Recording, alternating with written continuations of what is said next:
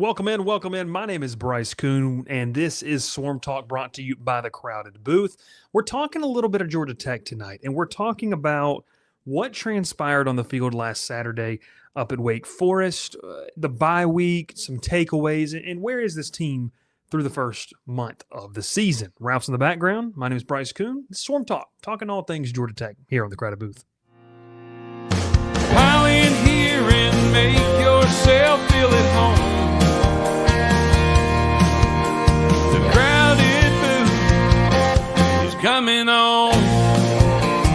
The Crowded Booth with Bryce Kuhn.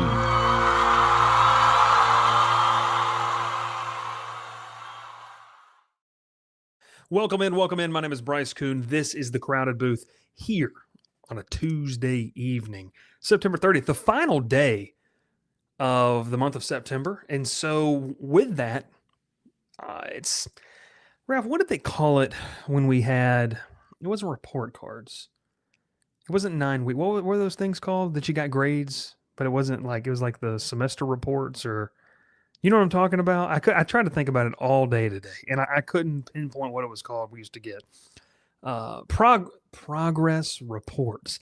It's progress report time for Georgia Tech. Some housekeeping, though, before we get started. Make sure you tune in. Thursday night is going to be our live college football show. I'm going to have, and we're going to do this, by the way, we're going to have a mailbag, little Georgia Tech mailbag bi-week podcast that we're going to be pre-recording but releasing. If you want to send your questions in, you can DM us at the Crowded Booth. You can email us, thecrowdedbooth@gmail.com, or you can send it to us in the Discord, which is the link is posted down there below. Or you can put it in the comments of this. So we will be recording that, by the way, on Thursday, and that'll be out Friday for your weekend viewing and listening pleasure. So that'll be kind of our game week content of this week. And make sure you make sure you subscribe there as always. So tonight we're talking a little bit about my fish is this big. And I caught myself there, Ralph. That's the ADD kicking in. We're talking about this game between Wake Forest and Georgia Tech. And look, we didn't get a reaction episode, so I'm not really focusing in on that game as much tonight. But I think what I'm going to do is, Joe, that's crazy. I think what I'm going to do really, though, is just kind of talk about, this team. And John, obviously, as always, mentions what he's going to mention. Where is this team? A couple of key factors, some of the social media conversations surrounding this team entering the month of October, because if we're going to be real with ourselves, and Ralph, we'll get to the first topic here in a second. If we're going to be real with ourselves about what and where this team is, okay, if I would have told you back in August the 15th, hey, you're going to be 5-0, I don't think anybody would have cared how you got there. I don't think anybody would care what it looked like. It was more the fact that, hey, you're 5-0 and you're sitting on top of the ACC standings. Now, we can move goalposts. We can talk about how expectations shift and change once actual game data is available to us. And I think that's very fair and that's real. But I think from a 30,000-foot point of view, you would have been happy with this. You would have been excited about this. 5-0, it is what it is. You're going to go out there and you're going to be undefeated when you take the field after the bye week. So there's a lot to really kind of dissect, I think, from that standpoint of what you got going on. So we're going to talk defense. We're going to talk about Haynes King in the offense, and then we're going to talk about some bye-week goals, there as well. But let's start it here with our friends over at Section 103. They do a fantastic job. You got some great polos. I'm not rocking it tonight because it is currently being washed, but not dried. Always air dry. The polos over at Section 103. They do a fantastic job to keep that stiff collar look. It's great on the golf course. It's great on game days. And it's great. You can even wear it to church. I've talked with them, and they said that is church appropriate if you'd like. So check out Section 103. It's the best stuff on the market. You see right there. They also just released, by the way, we got to get an updated one, Ralph. They released into the G5 level now, some Georgia Southern stuff, which honestly, I don't know what Georgia Southern's market is in terms of apparel, like outside of like bookstore. And maybe they got a local store down there, that does some stuff. They're Adidas as well. So it's, one of those things where I don't know how good this stuff is.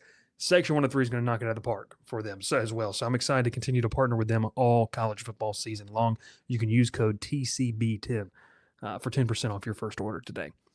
All right, so let's talk about the first thing here is this defense. And I think it's timely because we got to hear from Blake Gideon today. Spoke with the media, as did Buster Faulkner. And, when Gideon spoke, first off, I just want to say this, like, if we're prefacing with this type of conversation, first-year defensive coordinator, this is a guy who hasn't truly called plays at this level and is learning on the job. And so knowing those things, like knowing that that is a big, big piece of where you're at,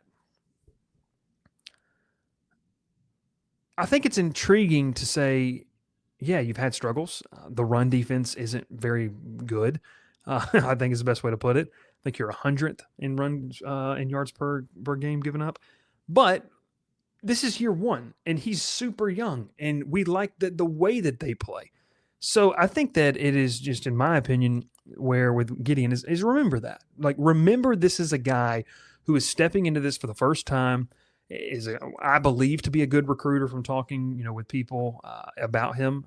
It resonates with kids, resonates with the families when they talk with him. And you need that, especially in this day and age. Relationships still very much matter, especially if you're Georgia Tech trying to get in early on some kids.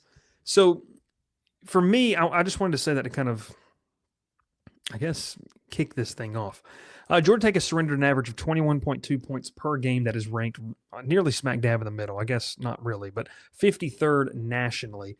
But one thing that Gideon talked about was the resiliency and the fight of this group this year. And he's like that. Like, it hasn't always gone their way. They haven't been able to generate turnovers as much as they want. They haven't been able to generate as pressure as much as they want, but they never stop fighting. And that one thing, never stop fighting, embodies, I think, what this team is and who this team is. So when you have a guy like Brent Key, make sure I hit do not disturb on that. When you have a guy like Brent Key who embodies what you want in a program as hard-nosed, tough as nails, like that's what you want, you've got the right guy in the way they're playing. And so they're responding to him. And I think Georgia Tech has been, the one thing I've liked about them defensively is it hasn't been like, there hasn't been an onslaught. And in fairness, you haven't played an offense that could do that to you yet. And you may not play that offense until you play Georgia. But you haven't been on your heels for a long amount of time. And to me, that's a growth aspect. Santucci did a good job of establishing that. And in Gideon with some new players, I think they've done a good job of just overall playing together and making sure they play the next play. And it hasn't spiraled. It hasn't it hasn't avalanched on them is the biggest thing. So that's one of the things he kind of talked about. He said a ton of credit to those guys in the locker room for having the maturity and mental toughness and togetherness to not lose trust in their training and the system of each other. A lot of coach speak, but it is what it is. Another thing with this defense I think is really, really important is Gideon's first time coaching and calling plays with this Georgia Tech group. You also get to see how he labels things, how the calls come in. And that was one thing when kind of asked, how he would grade himself, is that he wanted to eliminate hesitation. He wanted to make things simple. And look, you can talk about these things in spring football and fall camp. You can allude to things that you want to keep things simple and let your guys play, but you truly don't know how they're going to respond to what you have on the field until you get out there on the field in a game atmosphere. He did mention, the fact that he wanted to, and I think he used the word alleviate hesitation and just makes things a little more simple. And the teaching aspect, like especially this week's a big week of teaching, making sure you keep those things pretty calm in how you're going to be able to deliver that kind of development and learning. So it's another thing that I guess you don't really maybe think about because you're getting caught up in the hype of the season and, hey, this is what he's done. This is all that kind of stuff. This is his first time interacting with these players, and you kind of get a little bit of a breather, like you stop drinking from the fire hose a little bit and you kind of reassess things. So I think that's kind of one thing that we've, seen out of him. These guys play fast. I think they play well, and you want to continue to do that. You want to continue as they're more comfortable with everything. And now you truly have a week and I don't want to spoil the last topic of conversation, but you truly have a week to where you can reassess. I'll get in that in a second. Obviously, defensively, we talk about the struggles, not really able to generate a lot of pressure. This is something that it's not only just when they get pressure, they've got to get more pressure. It's also finishing off, the quarterback and being able to secure the sack and finish the play and through the play. And I think that's part of, and Gideon alluded to it, was, him understanding situationally how he can use different guys. Like once you've not seen this group play together. Now you have for 5 games, and you're able to kind of maybe go back to the drawing board and see some of those things. He talked about, being able to simulate some of those moments and what it means. Braden Manley was a guy that came in was highly touted inside that building through spring and fall and everything. He's got per PFF 1 sack, 1 quarterback pressure, 1 quarterback actual contact and hit. He's got 15 pressures, played almost 175 snaps, I believe, when I looked at that last time. But in terms of, what he has, he's top 50, I think, top 40 nationally in quarterback pressures. He's second to last in sacks. So he's generating the pressure. It's about getting home. It's about being able to do that. So, from a personnel grouping standpoint, how do you get to the quarterback more effectively? Do you have guys in the right position? Do you have Braden Manley on the right side of the formation? It's one of those things where do you know and pick your spots when you can choose to blitz? It's all the growth of a defensive coordinator. So I know a lot of people were kind of frustrated with the way they played on Saturday, and I think it's just way too early to assume that he's this or he's that. I think he's a young defensive coordinator trying to come into his own, who was highly thought of by not just Brent Key, but a lot of people, and he has to grow into that role. I mean, that's when we talk about what Georgia Tech had to go look for when Tyler Santucci headed to Baltimore. It was one of those things where, look, you lost a guy who, I don't want to say established, but had been, in situations around people where he had called some plays. You bring in a guy now where you went the recruiting route, you went the young, energetic route. You didn't go the retread route, which I really, really like, by the way, that Brent Key has done with his staff.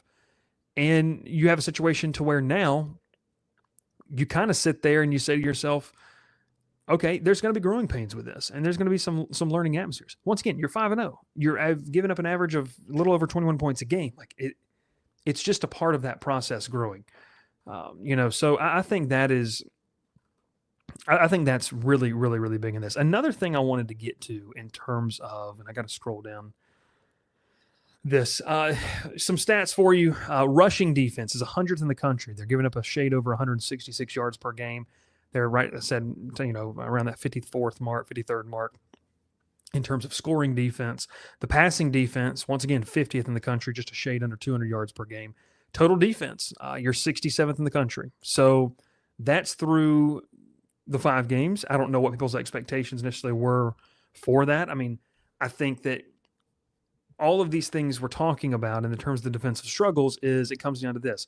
It's a new defensive coordinator who's learning his personnel in a game atmosphere. You're underwater for 5 weeks, and now he's finally come up for breath. Now you've got to be able to reassess and see where you can go the rest of the season. It's a long college football season.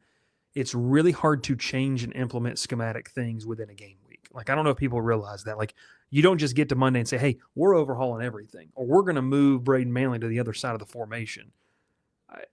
You cross-train people, but making that drastic of changes, I think it's one of the things that, like, hey, let's just get to the bye week. We think we can go 5-0 because we're not playing caliber of offense that could really, really hurt us. And they played with fire, obviously, against Wake Forest.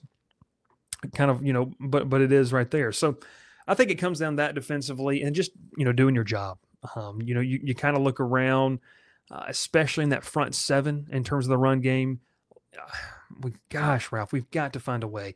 If people would donate, I would be willing to get demonetized to do some film stuff. Like I just got to figure out a way to do that. So I think I can clip it, and we'll see. Anyways, but just in terms of like doing your job, staying gap sound, assignment sound. Sometimes guys, maybe freelance a little bit. Sometimes they maybe get out of their lane, and it creates opportunities for, hey, you haven't had explosive offenses, but you played a really solid run game in Wake Forest this past weekend, and they bit you on that. They were able to get some chunk plays on the ground. And so that's kind of where that comes from. They get to the second, the third level, and before you know it, it's a 7, 8, 9 yard run. You make one guy miss, and we're talking about an explosive play. So I think that's just part of the defensive group. I didn't, and I don't, once again, like we talked preseason expectations, certain fans are going to be really, really high on it because they want it to be that. I always thought it was going to be kind of a growth aspect of it. I think they still, I mean, the personnel on, I'll say this I talked with someone today about this. I was texting back and forth. The personnel on this defensive line, especially at the edge spots, it's good, but it's really young. And so you're seeing guys like Bradford and all these other guys, like they're really good, but they just don't have the experience. And so they've been thrust into situations to where you kind of sit down. It's like, hey, you're learning on the go and you're going to make some mistakes. So I think for me, the defense is a constantly growing and evolving group. And it was never going to be just this clean thing because you just had so many unknowns. What were you going to really get out of the interior of the defensive line? Who is Blake Gideon as a play caller? How much of the guys up front and in terms of the front seven, how much have they developed? One thing that is weird, and Ref, I know you don't have access to PFF, but I should have looked this up. Kyle Eiford and EJ Lightsey were on the field a ton this past Saturday. They played a lot of snaps, and up until then, you really rotated, a bunch of guys in there. And I don't know if that was by design. I don't know necessarily what that was, but it was interesting just to kind of see that there as well. So that's kind of my takeaways of this defense here so far. Look, red zone defense it was obviously good. And then, just kind of going there. I think it's a growing group. I've liked Jai Gilmore a lot on the back end. I've been impressed with Omar Daniels and the way he's risen to the occasion this year with more of an opportunity. Amari Harvey, I think, is probably one of the better corners in the conference and just gives you really, really solid play out there. And I think he's tackled well at times too. So I just think the secondary, which is kind of crazy to think about, is probably maybe the strength of this team right now. I think they've played well. Linebacking core is good. You always want more, but like I said, you're 5-0. You haven't played an explosive offense yet. The question then becomes if you play an offense with a pulse, which I don't think you're necessarily going to. What does that look like? Like if Ricky Collins at Syracuse figures some things out before you play him, that could be interesting. Darian Mims is an explosive quarterback. That's going to be the best quarterback you've played yet. So it'll be interesting to kind of see when they're met with an offense that can really move the ball and do great things regardless of what else their team does well. That's when I think you're going to learn a lot, and it'll be interesting to see because you don't have the personnel defensively to overpower teams in the ACC. I think that's one of the big takeaways. I don't think you can really overpower anybody defensively. There's some weak offenses in this conference. Weak offenses right now across college football. That's where your offense has to come into play. We'll talk offense here in a second. Ralph does have a couple things in the private chat for me, Ralph. Lightsey was graded out as 62.4. Eiford was a 40.1. Eiford had 61 snaps. Lightsey had 58. So yeah, a lot of snaps there. So it is interesting. I opened the comments and the first one there is from my boy Zach. Hey Bryce, big fan tuning in from Utah. Unless Utah is 1.7 miles from my house now, I don't know. Thoughts on charcuterie and Ron set for a cage match Saturday? I think it's best we don't get into that. So I think it's fair to be happy with the record but not confident in the team. We're going to talk about that here in just 1 second. Ralph, let's talk about our friends over at Cajun Cousins. As we always do, great pepper sauce right here. You need to take advantage of what they've got going on. You can see it right there. We've got some mini bottles we're going to be giving away. You can get the full-size bottles over at their site. And they also have great gear. Ralph's worn the hat multiple times. They've got some awesome hats here, too. I'm going to be rocking this one a lot here over the next month or so. So make sure you check them out. They're one of the good sponsors for us this year. They do catering. They've got apparel. It's a little bit of Cajun flair across the Southeast. So make sure you check them out and utilize them for all of your catering needs. Okay. I want to talk offense. And Ralph, don't put up the banner quite yet because I think I want to get specifically into that one piece, but I do want to talk about what Buster Faulkner kind of said today and in terms of those things. And Maybe I'll give me like 30 seconds and then put it up. Buster Faulkner, I think, is mastering the art of coach speak with what he's saying. He said today the biggest thing that we have to do offensively is all 11 guys have got to execute the day one stuff every single play. And it's really echoing, like, you have to be able to do your job. And you have to be able to think independently of each play. Like, I think that's one thing that Georgia Tech kind of maybe shoots themselves in the foot a little bit about offensively is you've got this aspect of where you've got to get Haynes King comfortable early. When he's not, it looks really bad. I mean, I think that's just one thing, like, really, really bad. And it would look bad for anybody. I'm not picking on King. It doesn't even look comfortable. And he didn't look comfortable in that first half. It doesn't help when you've got penalties, pre-snap penalties, illegal formations, illegal motions, whatever you want to call it.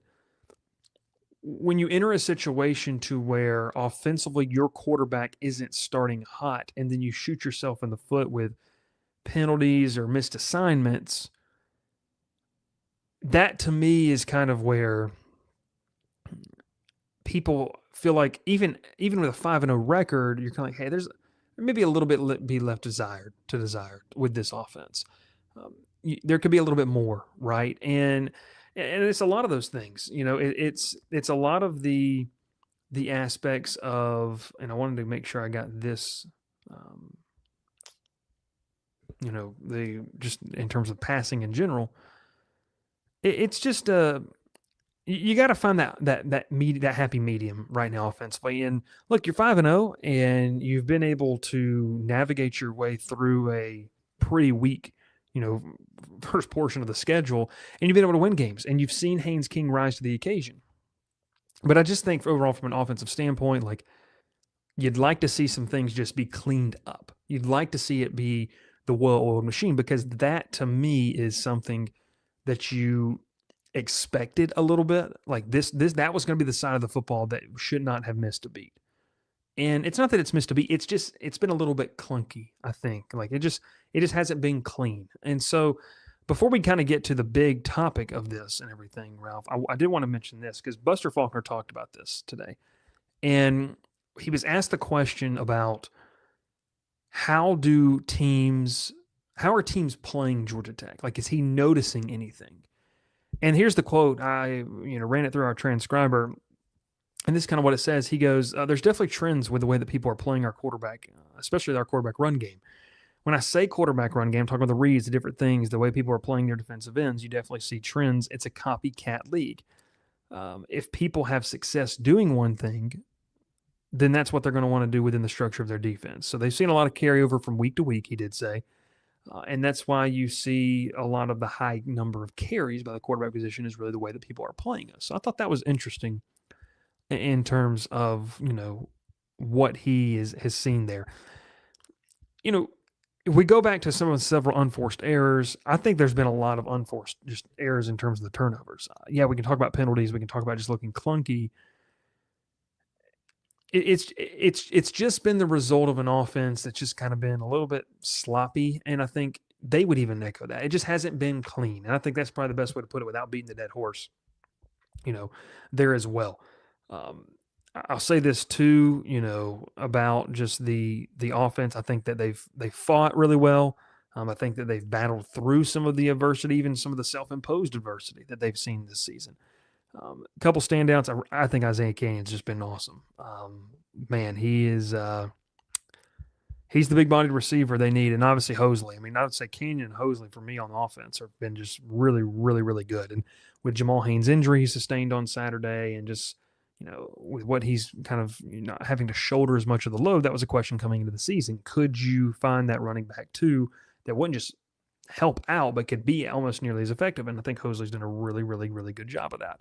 So that's kind of all I have to say on necessarily the offense. I wanted to get this because there's a lot of things you can talk about, like, hey, Jamal Haynes, can you get him going a little bit more? Well, he's, can you turn in the turnovers? The tight end, it's just, It's, not super explosive. I think Luke Harpring is your best receiving option at that position. And, it just is what it is. But let's talk about this. And I thought this was interesting because, of course, Haynes King is struggling. So, Ralph, we can throw it up there. What is Haynes King's leash, right? And that's something I think a lot of people have interacted. I mean, shoot, the Colorado game, you saw beat reporters kind of asking on social media about should he be taken out of the game. They sit him the next week against Gardner Webb, and then he plays obviously against Clemson.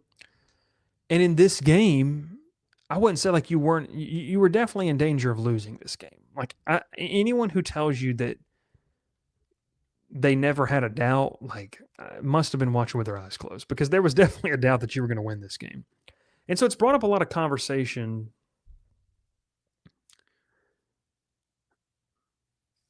for me, and just reading it, is what is Haynes King's true leash? And I'm just going to say this, like,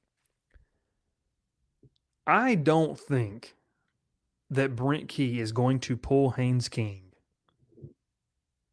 ever. Like, that's just my take on this. I truly don't believe that Brent Key is going to make the decision to pull him. I think that you have a guy who has earned the right to be able to work through things. I think that he has earned everything that you've wanted to do in terms of that. But it's one of those things where you've got a quarterback who has won you football games. You've got a quarterback who has not just built himself a foundation, but he's built up essentially so much street cred with you that you're willing to let him work out things. And whether that comes back to bite you or not in a loss. I mean, let's just say we could be sitting here in hindsight 2020. Let's just say that Georgia Tech lost the game on Saturday. The conversation would have been, was there ever a thought to go to Aaron Philo? I don't know how that would have been handled in the press conference, with how things are typically handled with any type of questions like that in the press conference. It probably wouldn't have been a productive conversation. But just overall, if Haynes King would have came out there and struggled in the third quarter, the question would have been, okay, what is the point of Aaron Philo on this roster right now? Because this isn't a guy that you don't know can go win you football games. Like, that's a point. So I just kind of think that we sit here, and a lot of people are saying, hey, it's time to put them in. And you've got, part of the fan base is like offended you would even say that. And then part of the fan base is like, hey, I just want to win. I don't care what it is. And that's why coaches are somewhere in the middle, right? They're the level-headed middle, I guess. And I just think deep down, Brent Key is not going to pull Haynes King. You go back to several situations of where he's been very slow to pull the trigger on some of those things for good reason. Like I said, I mean, he's earned that leash, and that's fine. But I guess just the biggest thing I would say with that is, what is his leash? It's gonna be nearly, I don't want to say impossible. It is going to be nearly impossible, though, for Haynes King to be taken out of a game due to performance, because that's what he has earned in Brent Key's eyes, and those two are close. And I'm just saying, it would really, really shock me to see Haynes King have a performance that would put him in this category of, okay, we need to go to Aaron Philo. And I think Aaron Philo is extremely talented. I think he is. Also on that, the whole thing with Haynes King, and you can talk about it in throwing or whatever. I mean, teams are daring them to throw the ball down the field, and that's just not a strong suit of this offense. It's not a strong, it's not a strong suit of, I think, Haynes King's game, and that's fine. Like, they're going to play within Haynes King's capabilities, and they're 5-0. So there is obviously data points to back it up. Hey, this works. You're going to be, big in that, but you're going to be bold. You don't want to get caught trying to be so hard-headed, but it's hard right now to go against it. Now, like I said, if you're 4-1 with a loss on the road to Wake Forest, I think there's definitely some validity to those concerns. But those concerns will fall on deaf ears. But it'll be interesting. Ralph, please put up Mojo's recent comments. I think it's good. He goes, yeah, Key's never going to pull King out. Haynes is going to get essentially the Jeff Collins, Jeff Sims treatment under Collins. He's playing no matter what. So I think it's just one of those things where you kind of sit here and you say, I mean, look, we can talk about it. It's not going to happen. Regardless if you think it should happen or not, you just hope it doesn't come back to bite you. And you hope that he doesn't struggle against a better opponent to where you dig yourself too deep of a hole to where you keep putting him out there, it doesn't matter, or you put in a guy like Aaron Philo, and he was dealt an unfair hand to begin with. So, yeah, Haynes King's the best quarterback for you offensively. I don't think that's a question. That's not really the type of conversation. It's just I thought it was interesting because a lot of people posting about his leash, and just give my take. I personally don't think he's ever going to take him out. And 5-0. Why would you? So it is. Is there? So this is why I say pro plug Walker. Just tuned in. Why are we talking about Haynes King being pulled? Context is key, my friend. Very, very key.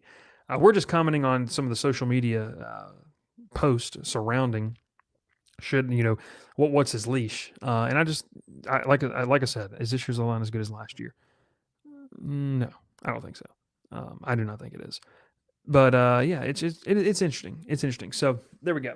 All right, let's talk bye-week goals. Before we do, All Natural BS. They do a fantastic job. Make sure you check our friends over at All Natural BS. It's the rug spray that really, really, really, really, really, really, really, really works. Ralph said I didn't have any, and I do. I just didn't bring it in the room here with me tonight, and I didn't put it behind me, so I need to do that. But they do a fantastic job. Make sure you continue to check them out. You can use code TCB10 for 10% off your order today. Protect the family, protect the patio, the garden, whatever you got going on, and utilize them, man. Chemical free. Make sure you do it. Chemical free solution for your home, garden, patio, tailgate, whatever it is. So make sure you utilize that. Okay. Let's round out tonight's show with this. I've gone a lot longer than I wanted to, as I've been kind of thinking through what I wanted to talk about. The bye week goals. What are the bye week goals? I would say, a couple of things is, and I mentioned this, it's just resetting, really. It's really just an opportunity to kind of mentally reset, to go back to the drawing board, what's worked, what hasn't worked on the offensive side of things. For Buster Faulkner and this offensive staff to go back and look, hey, how have teams countered what we want to do? How do we then counter? You can do small tidbits of that within game weeks. This is the week where you really flesh it out, where you have the analysts, you got the interns, the GAs that have, marked plays in the film room and said, hey, this is what this looks like. And you can really compile all of that and say, hey, we need to tinker with the scheme or tinker with the game plan. That's that to me is, for me, I like that. That was the bye week goal for me. Like, just do that. You want to get healthy, obviously, too. It's a big opportunity for Haynes King to get healthy. I don't think this team is going to really stretch the field vertically. They're going to take some shots. I just don't think this is what this offense does under the capabilities of Haynes King, and that's absolutely fine. Like that, it is what it is. You're 5-0. Why would you do anything differently? Obviously, until it doesn't work anymore, you would like to. So that to me is defensively or offensively what the bye week goal is. Defensively for me is you've got to figure out how to generate more pass rush. You're sitting in a situation to where your defense has played okay, but if you have a pass rush, I think it vaunts this group from just like okay to like pretty good. I don't think this defense will be great in 2025. I don't think that the definition of good, if we're saying a great defense is, guys, what? I got Ralph and Gavin in here with me. A great defense is what? Top 25 out of the 130 teams. That's probably like a great one. A good one is probably top 40 because, you're going to have a lot of like the details between that is so minuscule, maybe between 40 and 27. So I don't know that you're going to have necessarily, and Ralph Starr, Frank's most recent one. I did want to talk about that before we get out of here. The overall pass rush. What are ways you can get creative about it? You haven't won a lot of one-on-one battles, and look, that is what it is. Do you need to move personnel around? Do you need to give different looks? Do you need to introduce some new concepts of what you're doing as much as you can to be able to generate more consistent pass rush? That to me is probably the biggest defensive question that I would like to see answered this bye week. And you can see as early as next week when they play. So defensively, that's it for me. Offensively, the goal is, figure out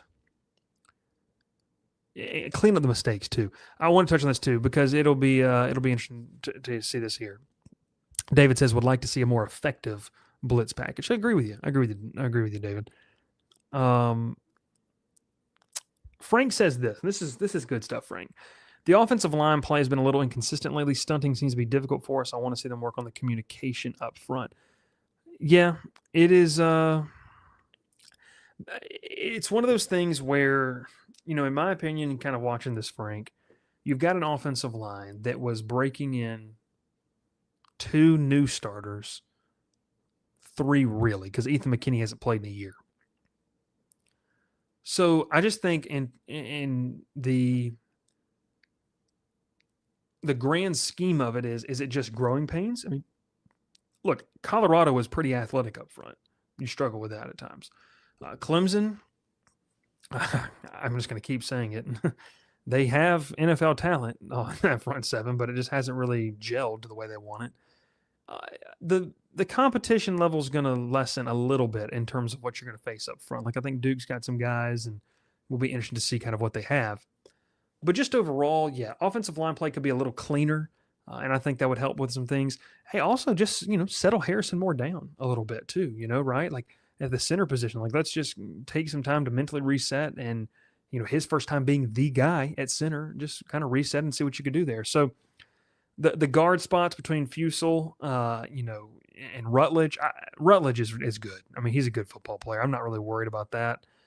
Fusel and in that guard spot, does Moore need to slide over there? It's just a lot of things they got to figure out. And I think that a lot of people give Jeep Wade the benefit of the doubt when it comes to some of those things there as well. So it'll be interesting to see kind of where we go from here. I mentioned in the preseason, and I wanted to bring this up really quick. The preseason for me, if you could get to 3-2 or even 4-1, which I think I picked them to go 4-1 in the first 5 games. If you went 4-1, which now, hey, you're 5-0, by the way, 2-0 in the conference, 3-0 at home, 2-0 away, undefeated. You're going to play at home against a Virginia Tech team that does not have a head coach. You're going to Duke the following week, and then you've got a bye week. I'm sorry, not a bye week. And then you play Syracuse and at NC State. The 4-game stretch you have. Now, people are going to say, yeah, we should just beat them. Don't worry about it. Duke, Syracuse, NC State, Boston College. Yeah, that's completely within the realm of believing. It's just you need to win those games. And I think I felt a lot more confident. And I did. I did a 10-minute soliloquy and got demonetized because I believed.